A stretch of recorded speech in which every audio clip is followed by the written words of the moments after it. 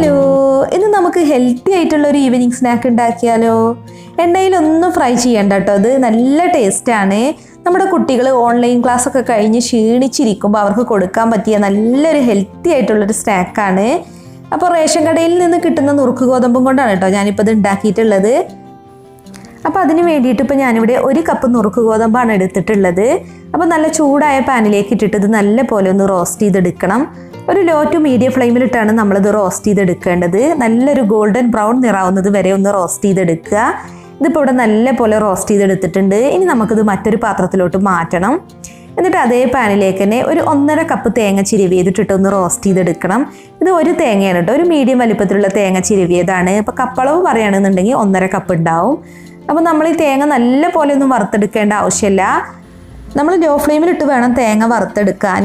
Just ഒന്ന് dry ആക്കി എടുത്താൽ മതി, ഒത്തിരി ഒന്നും വറുത്തെടുക്കേണ്ട ആവശ്യമൊന്നുമില്ല. അപ്പോൾ നമ്മുടെ സ്നാക്ക് ഒത്തിരി നാൾ കേടുകൂടാതിരിക്കണം എന്നുണ്ടെങ്കിൽ മാത്രം തേങ്ങ വറുത്തെടുത്താൽ മതി.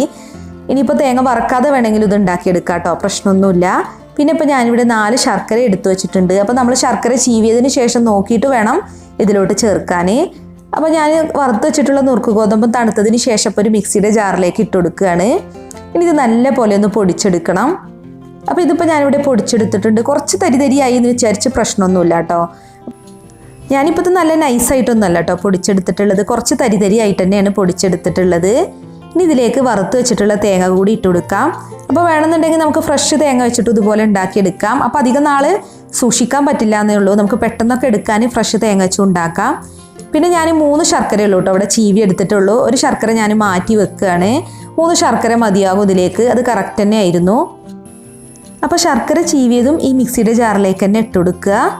ഇനിയിപ്പോൾ ഇതിലേക്ക് നല്ലൊരു ഫ്ലേവറിന് വേണ്ടിയിട്ട് 1 ടീസ്പൂൺ ഏലക്കാപ്പൊടി ചേർക്കുന്നുണ്ട്. ഇത് പഞ്ചസാരയും ഏലക്കയും കൂടി പൊടിച്ചെടുത്തതാണ് കേട്ടോ. ഇനിയിപ്പോൾ ഏലക്കാപ്പൊടി ഇല്ലാന്നുണ്ടെങ്കിൽ 4 ഏലക്കേൻ്റെ കുരു ഇതിലേക്ക് ചേർത്തിട്ട് അരച്ചെടുത്താലും മതി.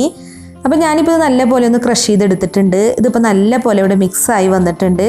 ഇനിയിപ്പോൾ മിക്സിയിലിട്ട് തന്നെ ഇങ്ങനെ മിക്സ് ചെയ്തെടുക്കണം എന്നൊന്നുമില്ല കേട്ടോ, നമുക്ക് കൈകൊണ്ട് തന്നെ ഇതെല്ലാം കൂടി നല്ല പോലെ ഒന്ന് മിക്സ് ചെയ്തെടുത്താലും മതി. അപ്പോൾ നമ്മൾ പൊടിച്ചു വെച്ചിട്ടുള്ളതെല്ലാം ഒരു വലിയൊരു ബൗളിലേക്ക് മാറ്റാം. ഇനി നമ്മൾ കയ്യിൽ ഇത് കുറേശ്ശെ എടുത്തിട്ട് നല്ലൊരു ബോൾസിൻ്റെ ഷേപ്പിലാക്കിയെടുത്താൽ മതി. അപ്പോൾ നമുക്കിത് കയ്യിൽ ഉരുട്ടിയെടുക്കാൻ പറ്റുന്നില്ല എന്നുണ്ടെങ്കിൽ 1 ടീസ്പൂൺ നെയ്യൊക്കെ ചേർക്കാം കേട്ടോ. നെയ്യും കൂടെ ആകുമ്പോൾ നല്ലൊരു ടേസ്റ്റാണ്. ഇനിയിപ്പോൾ നെയ്യിലില്ല എന്നുണ്ടെങ്കിൽ കുറച്ച് ചൂടുവെള്ളം, 1 ടീസ്പൂൺ ചൂടുവെള്ളമൊക്കെ ഒന്ന് ചേർത്ത് മിക്സ് ചെയ്താൽ മതി. എനിക്കിപ്പോൾ വെള്ളമൊന്നും ചേർക്കേണ്ടി വന്നിട്ടില്ല, അല്ലാതെ തന്നെ ഇതിപ്പോൾ നല്ല പോലെ ഷേപ്പ് ചെയ്തെടുക്കാൻ പറ്റിയിട്ടുണ്ട്. അപ്പോൾ ഇതുപോലെ നല്ലൊരു ബോൾസിൻ്റെ ഷേപ്പിലാക്കിയെടുക്കാം. അപ്പോൾ ഞാൻ ഇതുപോലെ തന്നെ ഇനി എല്ലാം ബോൾസിൻ്റെ ഷേപ്പിലാക്കിയെടുക്കുകയാണ്. അപ്പോൾ ഇത്രയും കിട്ടിയിട്ടുണ്ട് കേട്ടോ നമ്മൾ എടുത്ത അളവിൽ. ഇനിയിപ്പോൾ ഇതൊന്നും കൂടി ഭംഗി കൂട്ടാൻ വേണ്ടിയിട്ട് കുറച്ച് ഡെസിക്കേറ്റഡ് കോക്കനട്ട് പൗഡറിലൊന്ന് കോട്ട് ചെയ്തെടുക്കുന്നുണ്ട്. അപ്പോൾ നമ്മൾ ഡെസിക്കേറ്റഡ് കോക്കനട്ട് പൗഡറിൽ കോട്ട് ചെയ്തെടുക്കുമ്പോൾ നല്ല പോലെ ഇതിമ്പോൾ കോട്ടായി കിട്ടണമെന്നുണ്ടെങ്കിൽ നമ്മൾ ഈ ബോൾസിൻ്റെ പുറമെ കുറച്ച് നെയ്യൊന്ന് തടവി കൊടുക്കണം കേട്ടോ, എന്നാലേ ഈ കോക്കനട്ട് പൗഡർ ഇതിന്മേൽ നല്ല പോലെ കോട്ടായിട്ട് കിട്ടുള്ളൂ. അപ്പോൾ അത് ഭംഗിക്ക് വേണ്ടി മാത്രം ചെയ്യുന്നതാണ്, നിർബന്ധമൊന്നുമില്ല. അപ്പോൾ ഡെസിക്കേറ്റഡ് കോക്കനട്ട് പൗഡറിൻ്റെ റെസിപ്പി ഞാൻ ഉടനെ തന്നെ അപ്ലോഡ് ചെയ്യാം കേട്ടോ. അപ്പോൾ നമ്മുടെ എല്ലാ ബോൾസും ഇതുപോലെ ഡെസിക്കേറ്റഡ് കോക്കനട്ട് പൗഡറിൽ കോട്ട് ചെയ്തെടുത്തിട്ടുണ്ട്. അപ്പോൾ ഇത്രയേ ഉള്ളൂ, നല്ല ഹെൽത്തി ആയിട്ടുള്ള ഗോതമ്പ് ബോൾസ് ഇവിടെ റെഡി ആയിട്ടുണ്ട്. നല്ല ടേസ്റ്റാണ് കേട്ടോ, നമ്മുടെ കുട്ടികൾക്ക് കൊടുക്കാൻ പറ്റിയ നല്ലൊരു ഹെൽത്തി സ്നാക്ക് തന്നെയാണ്. അപ്പോൾ നിങ്ങൾ വീഡിയോ കണ്ടിട്ട് ഇഷ്ടമായി എന്നുണ്ടെങ്കിൽ ഒന്ന് ലൈക്ക് ചെയ്യുക. ഇനിയിപ്പോൾ ഇഷ്ടമായില്ല എന്നുണ്ടെങ്കിൽ ഡിസ്ലൈക്കും ചെയ്യാം. അപ്പോൾ നിങ്ങൾ ഈ വീഡിയോ യൂട്യൂബിലാണ് കാണുന്നതെങ്കിൽ നമ്മുടെ ചാനൽ സബ്സ്ക്രൈബ് ചെയ്യാത്തവരുണ്ടെങ്കിൽ ഒന്ന് സബ്സ്ക്രൈബ് ചെയ്ത് സപ്പോർട്ട് ചെയ്യുക. ഇനിയിപ്പോൾ നിങ്ങൾ ഈ വീഡിയോ ഫേസ്ബുക്ക് പേജിലാണ് കാണുന്നതെങ്കിൽ പേജ് ഫോളോ ചെയ്യാത്തവരുണ്ടെങ്കിൽ ഒന്ന് ഫോളോ ചെയ്യുക, ലൈക്ക് ചെയ്യുക. അപ്പോൾ മറ്റൊരു കിടിലൻ റെസിപ്പിയുമായി നമുക്ക് വീണ്ടും കാണാം. താങ്ക്